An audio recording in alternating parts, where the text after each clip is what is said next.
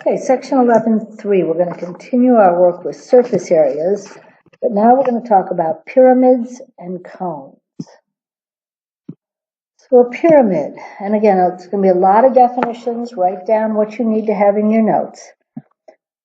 A polyhedron, remember that's our three-dimensional figure, with one face, called the base, in the shape of any polygon. So a pyramid is a polyhedron with one face, called the base, in the shape of any polygon. The lateral faces are triangles that meet at a common vertex called the vertex of the pyramid. There's going to be a picture coming up soon, so don't worry. A pyramid is named by the shape of its base. Remember, the lateral sides are all triangles, so the shape of the base is the name of the pyramid.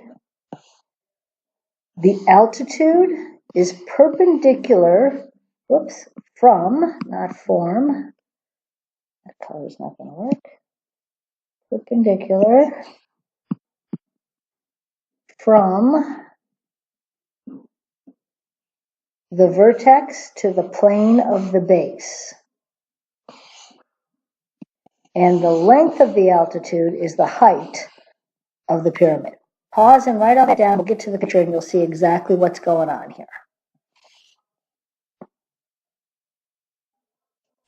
A regular pyramid. The base is a regular polygon. Everything that we are going to be looking at will be regular pyramids. So even if it doesn't say so, you can assume that any picture that we use, any figure that we use is going to be regular. So remember, a regular polygon would be something like, let me back it up. Something like a square, whereas an irregular polygon would be something that was didn't have any particular shape to it. So we could do a pyramid with an irregular base, but all of the pyramids that we are going to look at will have a regular base. 4 equal sides, 5 equal sides, 5 equal angles, 6 equal sides, etc., etc. Because we're going to have a regular base, the lateral faces will be congruent isosceles triangles, just like they were when we were doing just surface area. If we had a regular polygon, each of these triangles would be congruent and isosceles. We're going to have the same thing with our pyramid lateral faces. The slant height, L, is the length of the altitude of a lateral face of the pyramid. You'll see what I mean by this in just a moment. All right, so here's a rectangular pyramid. The base is rectangular, it's regular, so right angles. Okay. And for our purposes, since we're using regular polygons, this would actually be a square pyramid. So you can change that to square. The height is perpendicular to the base. From the vertex, perpendicular. The lateral face is the face coming down the side, and the lateral altitude is along the face. Okay, so this would be our slant height. In other words, the height of the triangle. Okay, here's a triangular pyramid. Again, if I drew from the center, pick a color that'll work on red and white. From the vertex down perpendicular to the middle of the base, that's your altitude, and a height along one of the triangles perpendicular to the side is your slant height. All right, let's see what we can do with this. The lateral and surface areas. The lateral area of a regular pyramid is half the product of the perimeter of the base and the slant height L of the pyramid. And again, I want you to write these down, but we're going to look at the picture and think more in terms of how do we put the pieces together to get the lateral surface area. So what they're saying is actually that this is 1/2 base times height, but the perimeter is all of the bases all the way around. Write it down, we'll come back to it with our next picture. The surface area of the regular pyramid is the sum of the lateral area, the area around the outside, added to the area of the base. All right, so surface area. We have 4 triangles, 1 base. So the lateral area is the area of the 4 lateral faces, which in this case are all triangles. So the area of a triangle is the base times the height of the triangle.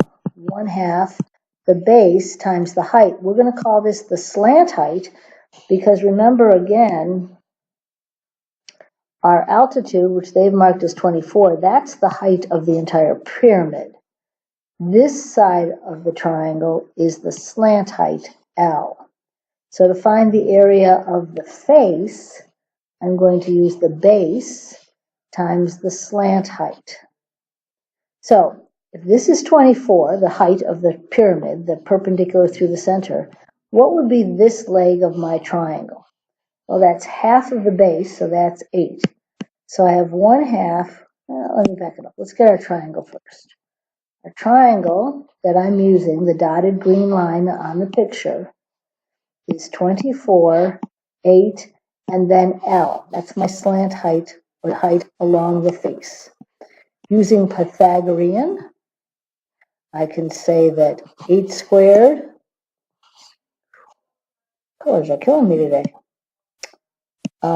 8 squared plus 24 squared equals L squared. Using your calculator, we get L is the square root of 640. Instead of going to decimal form, I'm going to use 8 root 10. I'm going to simplify that radical. So the area of one triangle is 1/2 16 times 8 root 10.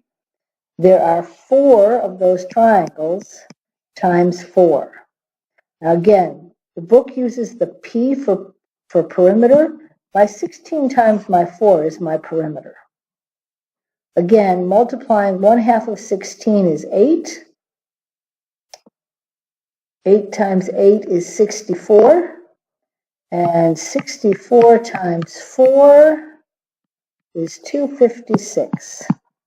So 256 root 10 is the lateral surface. Now I need to add to that the base. The base is a square, it's 16 by 16. 16 times 16 is also 256. So my entire area is the base plus the lateral, and that's my surface area. So again, you can memorize the formulas or just look at the figure and figure out what do I have to do to find the area of the entire figure. So no matter what the base, my faces are going to be triangles, isosceles triangles, and the area of the base will be determined by what that shape is. All right, for cones, that's the other thing we're going to look at today. And again, we've got a bunch of language and definitions. The base of every cone is a circle. A cone has a vertex that is not in the same plane as the base. So if I have a circle and I put a vertex somewhere, the vertex cannot be in the circle. It's got to be up here somewhere. The altitude is a perpendicular segment from the vertex to the center of the base. This is if it's a right cone, and everything that we're going to do is a right cone. I'll draw you a cone that's not a right cone. So if this is wonky, my altitude is not going to be perpendicular. But in a right cone, the altitude is always perpendicular to the center of the base. So we will not be doing cones unless they are right cones. The height h is the length of the altitude, so that's the height of the cone. The slant height, again, L, is the distance from the vertex to a point on the edge of the base, or a distance along the edge of the cone. So here's a better picture. Again, the slant height is along the edge. So the slant height is along the edge. The altitude is perpendicular to the base. It stops here. I don't know why they did that. So it stops here. That's your altitude, which is your height. And then the base is a circle with a given radius. So again, let's put together the pieces, lateral and surface area. When we had a cylinder, we used the circumference around the edge times the height. But with a cone, I am not going to have quite as much going around. So we are going to use half the product of the circumference and the slant height. Not the altitude, but the slant height. So half the circumference of the base and the slant height. In other words, 1/2, 2 pi r L. If you would like to simplify it, 1/2 times 2 is always 1, so we can just say pi r L. Again, I would rather think about the shape and what I'm using, so I tend to stick with the 2 pi r and then take half of it for a cone. The surface area of the cone is the sum of the lateral area that we just found and the area of the base, and the area of a base is pi r squared because the bases are all circled. So the lateral altitude plus pi r squared. All right, let's do one of these, put it together. So the lateral area is half of my pi r squared times the lateral distance. In this case, they've given to me as 5. So this is going to be, oh, I'm sorry. Boy, hope you caught that. 2 pi r, circumference. We're doing lateral first.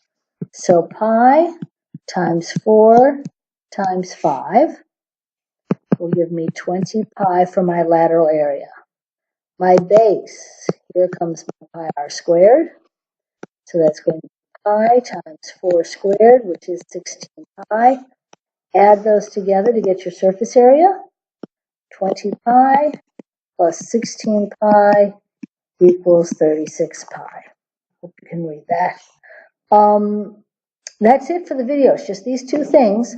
Couple of things to memorize, particularly in a cone, that 1/2 feature. In a pyramid, we know how to find all of the areas. Half of the triangular bases, triangular faces are 1/2 base times height, and the base area is whatever regular polygon figure we are given.